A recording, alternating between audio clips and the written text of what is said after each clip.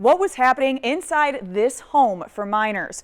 A former employee told me that she saw some serious problems. Then state inspectors documented many of those same concerns, raising questions about whether some residents were getting the care they needed.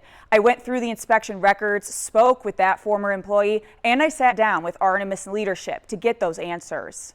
It really scared me at first, just seeing the fights and everything. Artemis Adolescent Healing Center has 4 residential facilities throughout the state. This investigation focuses on one of those homes, located near Marana. It's licensed to house up to 10 adolescents. Tyra Johnson worked there for a few months as a care coordinator before she says she quit earlier this year. I decided to leave late February. I was just feeling really bad, really bad. I was crying all the time. I was drained.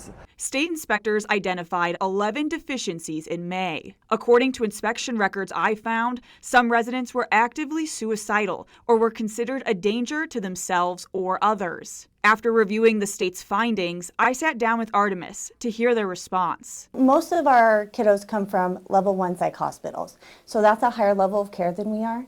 They've been stabilized and they're ready for the next level, which would be us. Shauna Beckman is the chief clinical officer at Artemis. Inspectors found the home was providing an environment that was outside the scope of the license. Artemis is licensed as a behavioral health residential facility, not as an inpatient facility. I asked Beckman how she feels about that finding. It ebbs and flows on where they're at depending on their day. That particular report is not a typical day. Those kids should have been in a lockdown facility.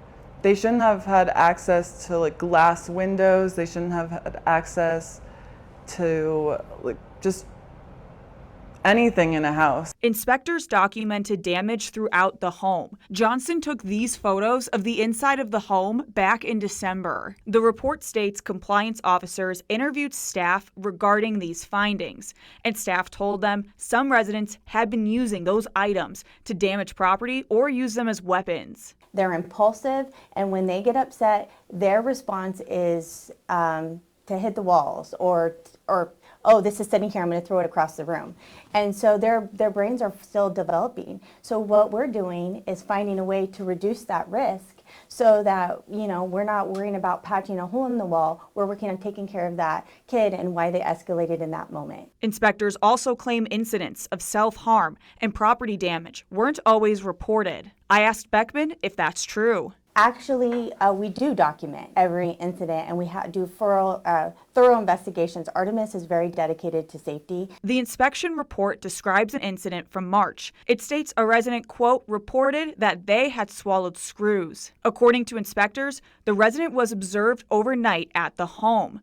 The next day, hospital imaging confirmed the resident had ingested 5 screws, including one in the colon, requiring surgical intervention. I asked Beckman why that resident wasn't taken to the hospital that night. I can't discuss client information with you, and that's something I'm going to stand behind. By sharing her work experience, Johnson hopes to shine a light on an industry that she feels far too often allows young people's needs to fall through the cracks. These kids are underrepresented, and they need people to be their voice. When a state inspector uncovers a deficiency, that facility has 10 days to provide a plan of correction. Some of the measures Beckman told me they're taking include creating a compliance department, revising their admission criteria, and more. After that May inspection, Artemis agreed to pay $1,500 in civil fines. Now, this specific facility opened last fall, and for neighbors, they tell me it was the start to a number of unexpected problems. I'm digging into their concerns and showing you what it takes to operate residential health facilities within Pima County neighborhoods. I'll have that story in the coming days. Reporting in studio, Athena Kehoe, KGUN 9.